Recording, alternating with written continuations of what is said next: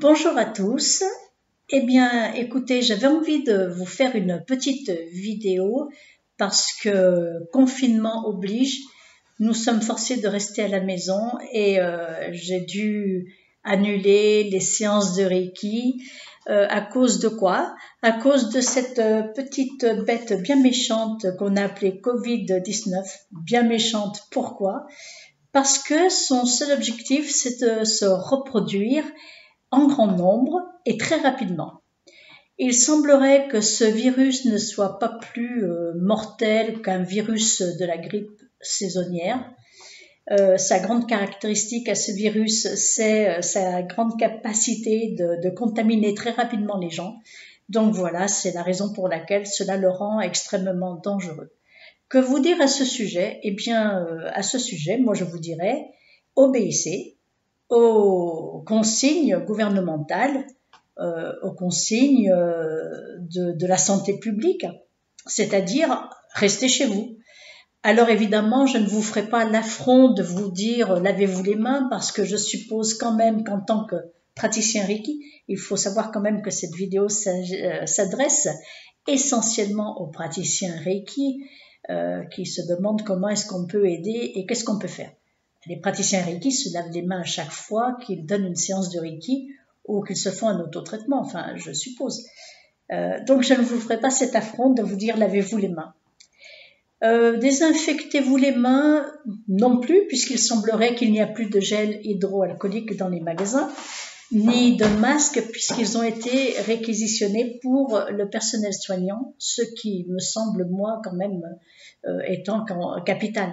S'il y a quelqu'un qui a besoin de masques et de gel hydroalcoolique, c'est bien le personnel soignant dans les hôpitaux. Que vous dire à propos de ce virus? Mes connaissances et mes compétences ne me permettent pas de vous dire que c'est la nature qui l'a créé, parce qu'elle est joueuse, la nature, des fois, elle nous crée des choses un petit peu pour nous faire réfléchir. Je ne vous dirai pas non plus que c'est un virus qui a été créé en laboratoire exprès parce que les chercheurs aiment bien s'amuser avec les virus et que ce virus leur aurait échappé. Je ne vous dirai pas non plus que c'est un virus qui a été lâché volontairement par des laboratoires pour je ne sais pas quelle obscure raison. Je ne vous dirai pas tout ça parce qu'en fait, je ne sais rien, je n'en sais rien du tout. Je ne sais pas du tout d'où vient ce virus, quelle est son origine et pourquoi il est aussi virulent en termes de propagation, évidemment. En revanche, ce que je vais vous dire, c'est que ce que je constate, je me suis mise un petit peu en mode observation depuis quelques semaines, et ce que je constate, c'est la peur qu'il engendre. Je constate parce qu'en fait, les gens, nos amis, nos camarades humains se précipitent dans les magasins pour les dévaliser, pour se remplir les chariots, remplir leurs placards, remplir leurs caves et leurs greniers d'une quantité astronomique de nourriture parce qu'ils ont peur d'une chose, c'est d'avoir faim, de manquer de quoi manger. Or, tout le monde nous le dit et moi j'en suis fermement persuadée, il n'y aura pas de pénurie. Il n'y aura pas de pénurie si les gens se comportent normalement. Si tout le monde dévalise des magasins, bien sûr qu'au bout d'un moment, il va y avoir de la pénurie. Alors, qu'est-ce que cela montre, cette espèce de peur excessive? Qu'est-ce que cela montre? Cela montre, eh bien, que l'humanité est loin de penser aux autres et pense d'abord à elle-même. Enfin, quand je dis l'humanité, évidemment, ce n'est pas 100% de la population mondiale. Enfin, je l'espère. Moi, je ne me suis pas précipitée dans les magasins faire des quantités d'achats en prévision de je ne sais pas trop quelle famine pourrait nous atteindre, nous les Français. Enfin, nous en France, en tout cas. Non, ça, je ne l'ai pas fait. Je ne l'ai pas fait pourquoi? Parce que je ne vais pas acheter plus que ce que j'ai besoin et plus que d'habitude. Il n'y a aucune raison à ça. Il faut que je pense à mes voisins qui ont des enfants, il faut que je pense à tout le monde. Je ne peux pas penser qu'à moi dans cette histoire.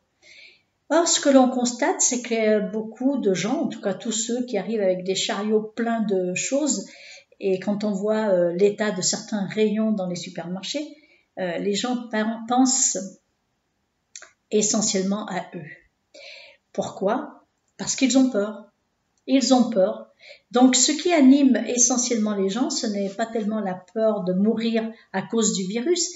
Qu'est-ce qui me fait dire cela, que ce n'est pas tellement la peur de mourir à cause du virus?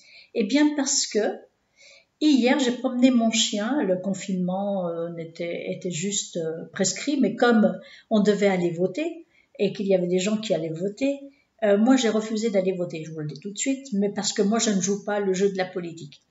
Mais moi, je promène mon chien vers chez moi dans un endroit désert, habituellement désert. Habituellement, il n'y a personne à part mon chien et moi, ou à part d'autres personnes qui ont des chiens et eux, quoi, les maîtres et les chiens, parce que c'est un endroit où personne ne se promène, parce que ça n'intéresse personne, la nature n'est pas spécialement jolie à cet endroit-là. Eh bien, hier, j'ai été surprise de constater qu'il y avait tout un tas de jeunes qui faisaient de la moto à cet endroit-là, que je ne vois d'habitude jamais.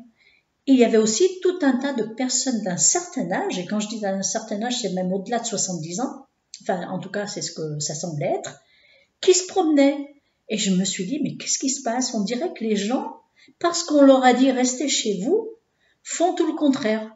Ils vont se balader dans la rue. À un moment donné, on leur dit, écoutez, il y a un virus qui se propage rapidement, restez chez vous.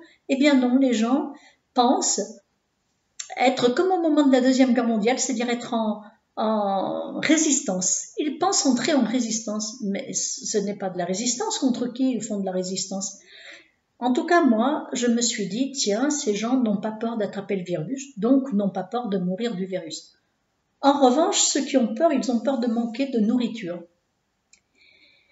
C'est bizarre, c'est très très bizarre. Alors, je me demande pourquoi les gens ont tellement peur de manquer de nourriture, puisque visiblement, tous ceux qui ont vécu la Deuxième Guerre mondiale sont déjà ou très âgés ou déjà morts. Donc, pourquoi est-ce que des gens beaucoup plus jeunes ont tellement peur de manquer de nourriture? Je crois que je n'ai pas de réponse à ce sujet. En revanche, ce que ça montre, ce que ce virus nous aide à comprendre, c'est qu'il va chercher dans notre inconscient collectif quelque chose d'une peur ancestrale, et que cela montre notre position par rapport aux autres êtres humains. C'est-à-dire que là, tout d'un coup, certaines personnes vont penser à moi d'abord. Je pense à moi d'abord avant d'aider les autres. Peu importe, chacun son niveau de conscience, dirons-nous, n'est-ce pas? Mais nous, plus concrètement, nous, les praticiens Reiki, que pouvons-nous faire? Eh bien, plus concrètement, nous allons faire nos autotraitements. Nous allons faire nos autotraitements car notre autotraitement booste notre système immunitaire. Moi, ce que je ne veux pas, c'est attraper le virus et contaminer les autres. Ou attraper le virus et tomber malade. Ou attraper le virus et je ne sais pas quoi. Donc, je vais faire mon autotraitement pour booster mon système immunitaire et je vais faire mon autotraitement pour élever mon taux vibratoire. Un taux vibratoire élevé, éloigne les problèmes et la maladie. Est-ce que ça suffit pour éloigner la peur? Je n'en sais rien. Alors voilà ce que je vous propose. Je vous propose, puisque je suis chez moi et que toutes mes séances de Reiki ont été annulées parce que j'obéis aux directives gouvernementales. Je pense que ce n'est pas un acte de résistance que de dire je maintiens tout ouvert et advienne que pourra parce que je me fiche de ce que le gouvernement dit.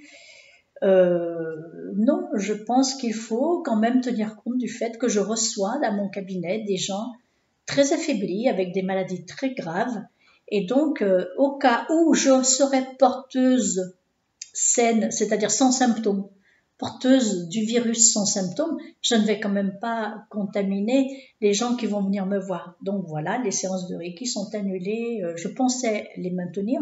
Hier encore, j'avais dit, je garde mon cabinet ouvert, mais aujourd'hui, étant donné l'ampleur de cette propagation virale, je dis, ben non, j'annule les séances de Reiki. Voilà, ça s'est fait. Certaines personnes m'ont contacté ce matin et je leur ai confirmé cela, les séances de Reiki, jusqu'à ce que le gouvernement nous dise autre chose, jusqu'à ce que les services sanitaires nous disent autre chose. J'annule mes séances de Reiki. Mais cela étant dit, ça ne m'empêche pas de faire mon autotraitement. Et ça ne vous empêche pas de faire votre autotraitement. Et lorsque vous voulez aider les autres, cela ne vous empêche pas d'envoyer du Reiki à distance à l'humanité. Ou comme l'a demandé JF hier sur le groupe de Reiki de vie, je le remercie de cette initiative, envoyer du Reiki d'une façon globale pour gérer cette crise en fait. Donc faites votre autotraitement. Et moi j'ai beaucoup réfléchi depuis hier, j'ai pensé à autre chose, je me suis dit cette peur ancestrale, cette peur qui est dans les mémoires cellulaires des gens qui les poussent pas à consommer, mais à faire des réserves en grande quantité de nourriture ou d'autres produits. Cette peur, elle se situe dans un inconscient quand même assez profond. Et cette peur, il faudrait la traiter et la soigner.